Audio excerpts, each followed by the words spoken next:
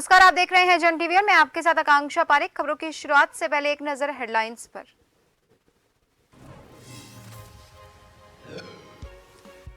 PM Modi को भाई उत्तराखंड के काफल, मौसमी फल भेजने पर सीएम धामी का जताया आभार। पत्र में लिखा, उत्तराखंड के फल औषधीय गुणों से युक्त।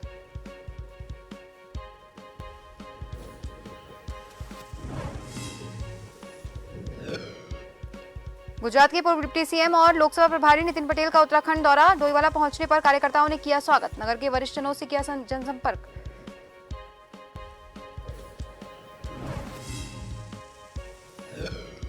कृषि विभाग में जल्द होगा महानिदेशक पद का सृजन। कृषि मंत्री ने कहा, कैबिनेट में लाया जाएगा प्रस्ताव। हाल ही में हॉर्टिकल्चर के डायरेक्टर को किया था सस्पेंड।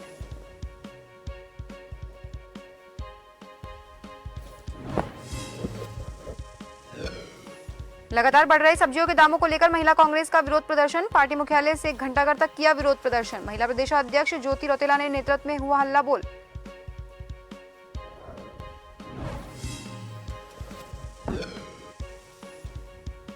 और हजारों करोड़ खर्च होने के बाद भी नहीं बन सकी देहरादून स्मार्ट सिटी। बारिश ने खोली पोल। जलभराव ने ट्रैफिक जाम की बनाई स्थिति। लोग हो रहे परेशान।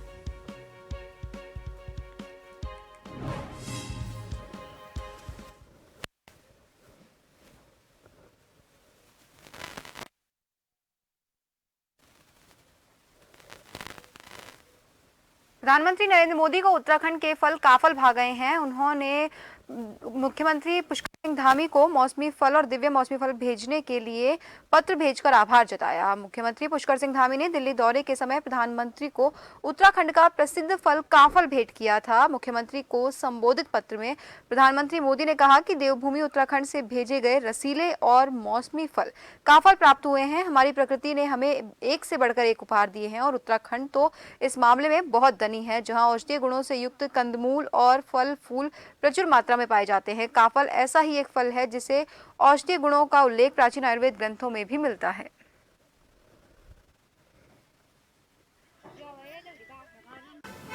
मैं प्रधानमंत्री जी का धन्यवाद करना चाहता हूं कि प्रधानमंत्री जी उत्तराखंड की जो हर चीज़ से जुड़े हुए हैं, यहाँ से उनका लगाव है। काफल हमारे यहाँ का बहुत ही इस मौसम में होने वाला फल है। माननीय प्रधानमंत्री जी ने उसको पत्र के माध्यम से और स्वयं उन्होंने उसको कहीं न कहीं उसको खाया है, तो हम लोगों का मान सम्मान बढ़ा है, उत्तराखंड के फल की पहचान बढ़ी है। मैं उनका धन्यवाद करना चाहता हूँ। मुख्यमंत्री पुष्कर सिंह धामी ने गुरुवार को डॉक्टर श्यामा प्रसाद मुखर्जी की जयंती पर उनके चित्र पर श्रद्धांजलि अर्पित की। मुख्यमंत्री ने कहा, डॉक्टर श्यामा प्रसाद मुखर्जी एकता और अखंडता के लिए अपने जीवन को समर्पित करने वाले प्रखर राष्ट्रवादी विचारक और जनसंघ के संस्थापक थे। मातृभूमि के प्रति समर्पित उनकी जीवन गाथा सदैव हम सभी को प्रेरित करती रहेगी। मुख्यमंत्री पुष्कर सिंह धामी अपनी दिल्ली प्रवास से देहरादून लौट आए हैं और देहरादून सचिवालय पर पहुंचने पर उन्होंने मीडिया से बातचीत करते हुए बताया कि केंद्र में प्रधानमंत्री बनने के बाद उत्तराखंड में प्रधानमंत्री ने कई सौगातें दी हैं, जिस वजह से उत्तराखंड में कई विकास के कार्य चल रहे हैं और इन्हीं विकास कार्यों की जानकारी देने के लिए उन्होंने प्रधानमंत्री नरेंद्र मोदी से मुलाकात की। उन्होंने कहा कि केदारनाथ, बद्रीनाथ और ऋषिकेश कर्णप्रयाग रेल प्रोजेक्ट्स की रफ्तार पर भी पीएम मोदी से बातचीत हुई।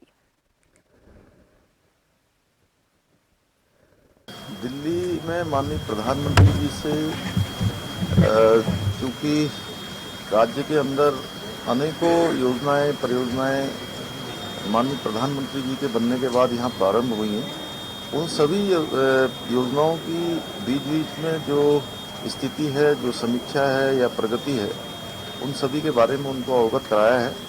और माननीय प्रधानमंत्री जी ने भी उत्तराखंड के अंदर जो महत्वाकांक्षी प्रोजेक्ट यहाँ पर चल रहे हैं, जैसे ऋषिकेश कर्णप्रयाग रेल लाइन है, इसी प्रकार से बद्रीनाथ धाम का मास्टर प्लान, केदारनाथ जी का पुनर्निर्माण और अनेकों जो कार्य यहाँ पर हो रहे हैं, उन सभी के बारे में उन्होंने उनकी स्थिति के बारे में जानकारी प्राप्त की है। और बहुत सारे ऐसे प्रकरण भारत सरकार में हैं और उनके लिए मैंने उनसे निवेदन भी किया है कि उत्तराखंड राज्य को जल्दी जैसे देहरादून में सौंग बाग परियोजना के लिए मैंने निवेदन किया है, अमृतसर कोलकाता कॉरिडोर के बारे में अनेकों ऐसे कार्य हैं, उन सभी के बारे में किया है। और माननीय राष्ट्रीय अध्यक्ष जी से, क्योंकि हमारे संगठन के प्रमुख होने के नाते उनका मार्गदर्शन भी लिया है, संगठन के स्थिति के बारे में भी चर्चा की, सरकार के बारे में भी चर्चा की। यूसीसी ड्राफ्ट को लेकर सीएम धामी ने कहा कि उसका ड्राफ्ट अभी तक नहीं मिला है। वहीं उन्होंने कहा कि ड्राफ्ट पूरा संकलित हो चुका है। पहले ड्राफ्ट का आकलन विधि विशेषज्ञ द्वारा किया जाएगा, फिर विचार विमर्श होगा। वहीं दूसरी ओर जोशीमठ के हालातों पर भी पीएम और सीएम की आपस में चर्चा हुई। सीएम धामी ने कहा कि इस संबंध में पीएम मोदी से बड़ी गंभीरता से बातचीत की गई। पीएम ने आश्वासन दिया कि केंद्र सरकार द्वारा जो भी अच्छा हो सके वो जोशीमठ के आपदा पीड़ितों के लिए किया जाएगा। अभी यूसीसी का ड्राफ्ट चूंकि उन्होंने संकलित पूरा कर लिया है, लेकिन अभी वो पूरा लिखित में नहीं आया है और उस पर वो लोग काम कर रहे हैं। अभी तो ऐसी कोई बात नहीं है, क्योंकि क्या है कि यूसीसी का अभी ड्राफ्ट हमको मिला नहीं है। ड्राफ्ट मिलने के बाद उस पर पहले आकलन होगा, उस पर विधि के जो हमारे भी विशेषज्ञ हैं, विधि विभाग है, वो सभी लोग उसका आकलन करेंगे, उसके बाद आगे बढ़ेंगे। गुजरात के डिप्टी सीएम और उत्तराखंड लोकसभा चुनाव प्रभारी नितिन पटेल, हरिद्वार के लोकसभा सांसद डॉक्टर रमेश पोखरियाल निशंक और राज्यसभा सांसद डॉक्टर कल्पना सैनी का डोईवाला पहुंचने पर भाजपा कार्यकर्ताओं ने फूल माला पहनाकर जोरदार स्वागत किया। भाजपा की केंद्र सरकार ने प्रधानमंत्री नरेंद्र मोदी के कार्यकाल के सफलतापूर्वक शानदार 9 साल पूरे होने पर पार्टी के वरिष्ठ नेताओं ने भाजपा कार्यकर्ताओं के साथ डोईवाला के भाजपा के वरिष्ठ कार्यकर्ताओं और नगर के वरिष्ठ जनों से जनसंपर्क किया। इस मौके पर नेताओं ने सरकार की उपलब्धियों को गिनाते हुए आगामी लोकसभा चुनाव के लिए समर्थन मांगा और इस मौके पर बड़ी संख्या में डोईवाला भाजपा कार्यकर्ता मौजूद रहे।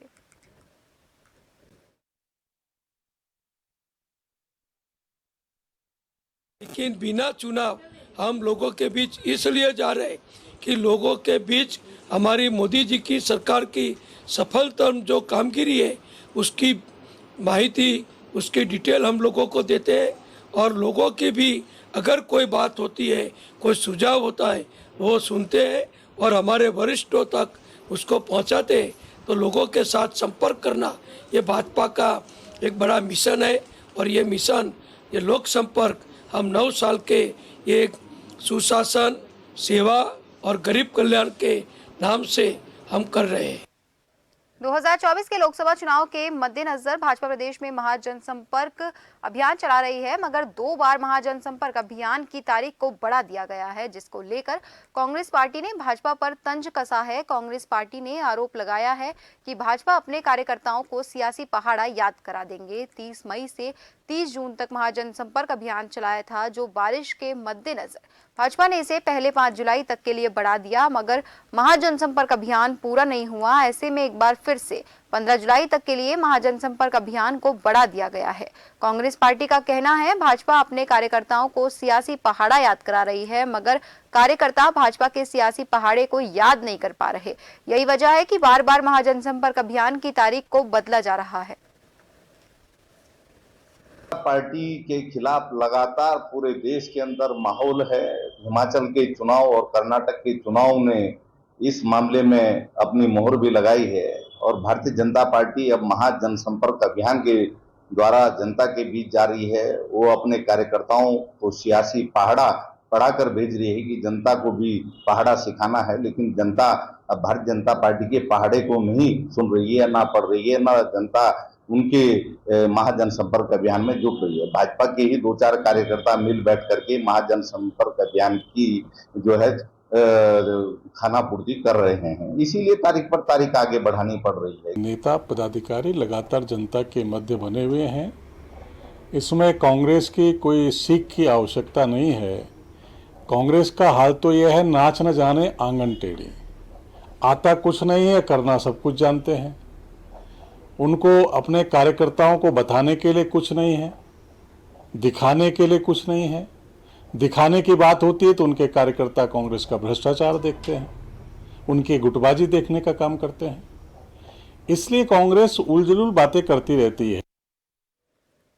लगातार सब्जियों के बढ़ रहे दाम के विरोध में महिला कांग्रेस ने आज सड़कों पर उतरकर खूब हल्ला बोला। महिला कांग्रेस के कार्यकर्ताओं ने आज पार्टी मुख्यालय से 1 घंटा घर तक विरोध प्रदर्शन किया। इसके साथ ही सरकार विरोधी नारे भी लगाए। कांग्रेस पार्टी की महिला प्रदेश अध्यक्ष ज्योति रौतेला ने कहा कि लगातार सब्जियों के दामों में इजाफा देखने को मिल रहा है। ऐसे में आम लोगों को काफी दिक्कतें आ रही हैं।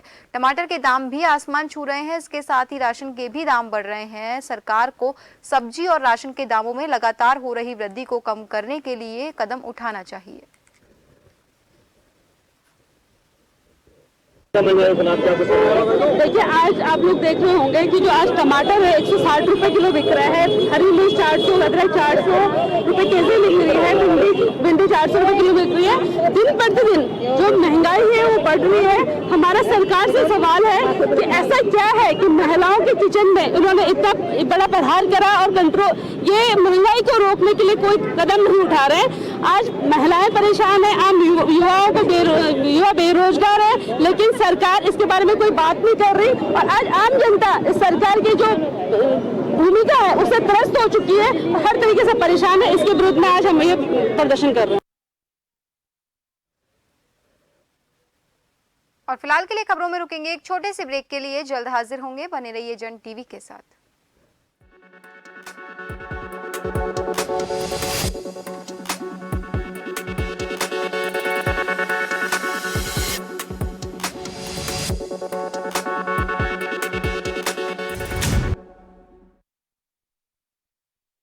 ब्रेक के बाद एक बार फिर से आप सभी का स्वागत है। बढ़ते हैं अगली खबर की ओर।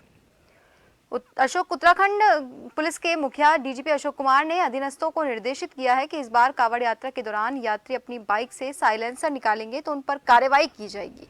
डीजीपी के निर्देश के बाद उत्तराखंड पुलिस ने राज्य की सीमाओं पर चौकसी बढ़ा दी है। उत्तराखंड के नारसन बॉर्डर पर भी पुलिस बिना साइलेंसर की मोटरसाइकिलों को सीज कर रही है।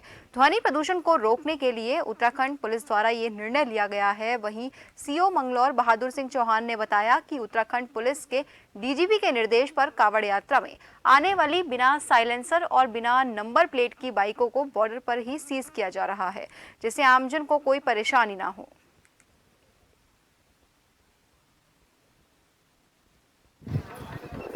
दरअसल ये तय किया गया है, मीटिंग पीछे डीजीपी साहब ने ली थी हरिद्वार में, कि जो भी बाहर से जो भी कावड़िया आ रहे हैं, कावड़ियों के साथ में जो है बाइक से ला रहे हैं, तो बाइक में जो है नंबर हो, नंबर प्लेट हो और दूसरा साइलेंसर लगा हो। बिना साइलेंसर के जो भी बाइकें वगैरह आ रही है उन बाइकों को हम बॉर्डर पे सीज कर रहे हैं और उनको आगे नहीं जाने दिया जा रहा है। यह निर्देश है, इसका सख्ती से पालन हम यूपी बॉर्डर से जो भी लगी हुई हमारी चेक पोस्ट है उन पे किया जा रहा है। लोहाघाट के मरोड़ा खान के पास देहरादून से पिथौरागढ़ जा रही बस का तीव्र ढलान पर अचानक ब्रेक फेल हो गया, जिस वजह से बस में बैठे यात्रियों में चीख पुकार मच गई। बस के चालक पंकज पांडे ने हिम्मत से काम लेते हुए बस को नियंत्रित करते हुए पहाड़ी से टकरा दिया और बस में सवार 26 यात्रियों की जान बचा ली। वहीं पहाड़ी से बस टकराने से चालक, परिचालक सहित 6 यात्री गंभीर रूप से घायल हो गए। तभी वहां से गुजर रहे स्वास्थ्यकर्मी हरिमोहन बोरा ने पुलिस और 108 को सूचना दी। सूचना मिलने पर 112 और पुलिस मौके पर पहुंची और सभी घायलों को 108 के जरिए अस्पताल पहुंचाया। ज्यादा पेशेंट्स के मतलब स्वेलिंग और ये काफी जगह स्वेलिंग दिख रही है, तो उसके लिए एक्सरे के लिए भेजा हुआ है। एक का मेजर स्वेलिंग लग रही है हमें, जिसके एल्बो साइड पे हो रखा है। बाकी सब ठीक है, बेसिक मैनेजमेंट फर्स्ट एड से ठीक है, रिकवर हो जाएंगे। तो सब एक्सरे के बाद डिसाइड करते हैं। एक का एक्सरे बचा है, बाकी सब तो ठीक है, स्टेबल है। एक कहीं अंदर एक्सरे करवाने, उनका देखते हैं अभी। आज सुबह लगभग 9:15 बजे हमें सूचना मिली थी कि एक बस जो है वो मरोड़ा खान के आसपास एक्सीडेंट हुई है। इस सूचना पर हम लोग जो है लोहाघाट थाने से तत्काल हम लोग हमारे पुलिस बल के मौके पहुंचे, तो देखा कि एक बस जो है रोडवेज बस जो पिथौरागढ़ डिपो से थी, संबंधित थी और देहरादून से पिथौरागढ़ जा रही थी। ये बस जो है सड़क किनारे पहाड़ की तरफ को बिल्कुल टकराई हुई थी। थोड़ा ये ब्रेक हल्का सा वो हो गया था डाउन अप, तो उसकी वजह से थोड़ा डर ज़्यादा गए थे हम लोग। उससे ज़्यादा कुछ नहीं सोच रहे, वो तो ठीक है, जान बच गई थोड़ी। उसके वजह से थोड़ा अभी थोड़ा नॉर्मल है, आ रहे हैं हॉस्पिटल, अब दिखाते हैं थोड़ा, तो अब आई थिंक कि सही हो जाए। ऊपर वाली की कृपा से थोड़ा बच गया और कुछ नहीं ज़्यादा। आज तो कुछ क्या बता। हजारों करोड़ खर्च हो गए हैं, लेकिन देहरादून अभी तक भी स्मार्ट सिटी नहीं बन पाई। एक दिन की बारिश ने इस स्मार्ट सिटी की पोल खोल कर रख दी है। जगह जगह जल भराव की स्थिति हो जाती है और आम जनमानस को कठिनाइयों का सामना करना पड़ता है। मुख्यमंत्री पुष्कर सिंह धामी ने कहा कि स्मार्ट सिटी के कार्यों की समीक्षा की जा रही है, इन कार्यों में और तेजी लाई जाएगी। वहीं आपको बता दें, मानसून सीजन शुरू होते ही दून शहर के विभिन्न क्षेत्रों में जलभराव की स्थिति पैदा हो रही है। इसके साथ ही ट्रैफिक भी बाधित हो रहा है। इससे कई जगहों पर जाम के चलते लोगों को परेशानियों का सामना करना पड़ रहा है। स्मार्ट सिटी के काम को और तेजी से उसकी समीक्षा, तेजी से उसकी प्रगति हो, और इस पर हम लोग लगातार पिछली बैठकों में भी हम लोगों ने चर्चा की है और कहीं ना कहीं मैं समझता हूं कि और अभी उस पर तेजी लाने की जरूरत है, उस पर काम हो रहा है। राजधानी देहरादून में लगातार रुक रुक कर हो रही बारिश की वजह से दून की सड़कें जलमग्न हो रही है। इससे निगम के ड्रेनेज सिस्टम की भी पोल खुल गई है। नगर निगम दावे कर रहा था कि बरसात से पहले जल निकासी के लिए सभी नालों को साफ कर दिया जाएगा, लेकिन ये दावे भी बारिश में हवाई साबित हुए। रिस्पना पुल के पास तो सड़क पर इतना पानी भर गया कि बसें भी आधी डूबती हुई नजर आई। ऐसे में अब स्मार्ट सिटी के कार्यों पर सवाल खड़े हो गए हैं।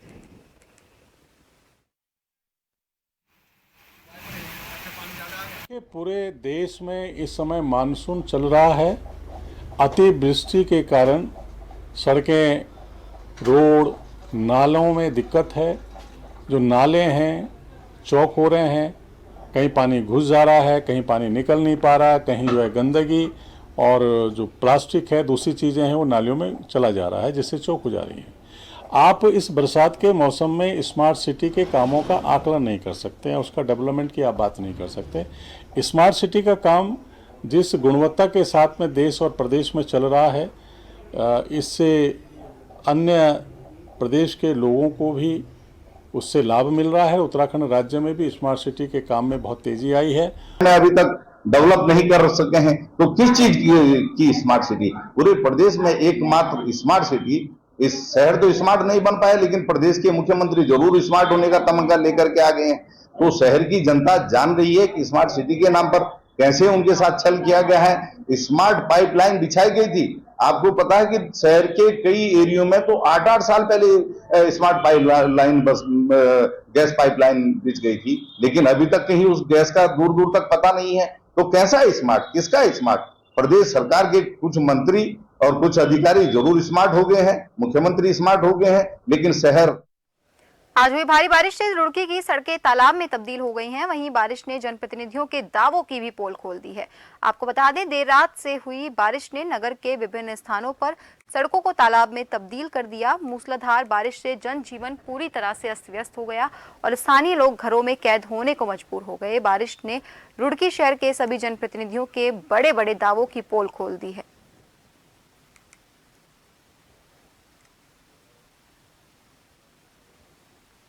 कृषि विभाग में जल्द ही महानिदेशक के पद का सृजन किया जाएगा। ये जानकारी देते हुए कृषि मंत्री ने कहा कि विगत दिनों हॉर्टिकल्चर के डायरेक्टर को अनियमितता बरतने के चलते सस्पेंड कर दिया गया था। भविष्य में इस तरह की पुनरावृत्ति ना हो, इसलिए जल्दी ही कृषि विभाग में एक महानिदेशक का पद सृजित किया जाएगा, जिसके लिए जल्दी ही कैबिनेट में प्रस्ताव लाया जाएगा।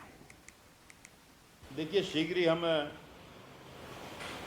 जैसे कि आपने कहा, जानकारी मिलने पर माननीय मुख्यमंत्री जी ने मेरे अनुरोध पर हॉर्टिकल्चर डायरेक्टर को सस्पेंड कर दिया है। उन पर आरोप पत्र दाखिल हो रहा है और इस पर अंकुश लगाने के लिए, सिस्टम ठीक चले, शीघ्र ही हम एक डीजी का पद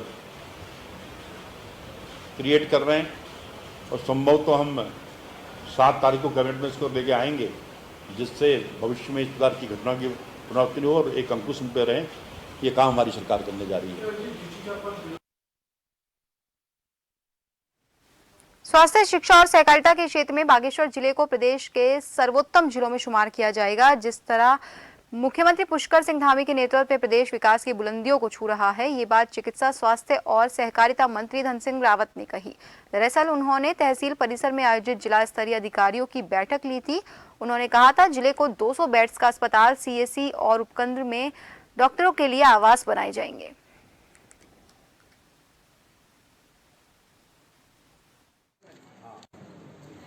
कि बागेश्वर जिले को 200 बेड का नया हॉस्पिटल हमारी सरकार देगी। शिक्षा के क्षेत्र में हम क्लस्टर स्कूल बना रहे हैं कि हमारे जितने पीएससी हैं, सीएससी हैं और उपकेंद्र हैं, यहाँ पे डॉक्टर 24 घंटे रहेंगे।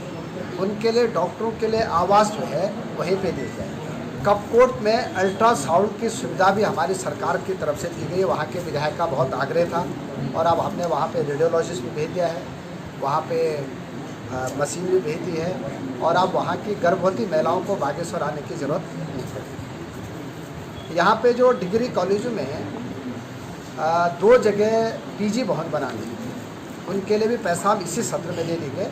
और बाकी मैं अपनी तरफ से सभी जनप्रतिनिधियों को बहुत बहुत धन्यवाद देना चाहता हूँ कि हमारे धामी जी के नेतृत्व में और स्वास्थ्य विभाग, शिक्षा विभाग और सहकारिता विभाग की आज हमने यहाँ पे समीक्षा की है। और अब आखिर में एक नजर हेडलाइंस पर। पीएम मोदी को भाई उत्तराखंड की काफल, मौसमी फल भेजने पर सीएम धामी का जताया आभार। पत्र में लिखा, उत्तराखंड के फल औषधीय गुणों से युक्त।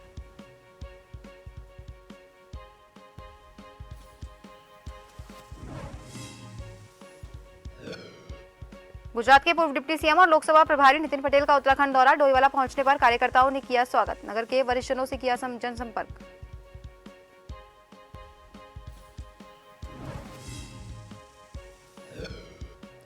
कृषि विभाग में जल्द होगा महानिदेशक का पद का सृजन, कृषि मंत्री ने कहा कैबिनेट में लाया जाएगा प्रस्ताव। हाल ही में हॉर्टिकल्चर के डायरेक्टर को किया था सस्पेंड।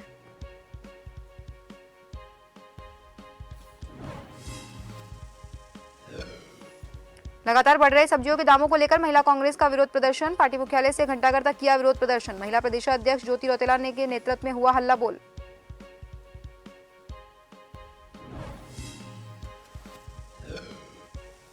हजारों करोड़ खर्च होने के बाद भी नहीं बनी सगी देहरादून स्मार्ट सिटी, बारिश ने खोली पोल, जलभराव ने ट्रैफिक जाम की स्थिति बनाई, लोग हो रहे परेशान।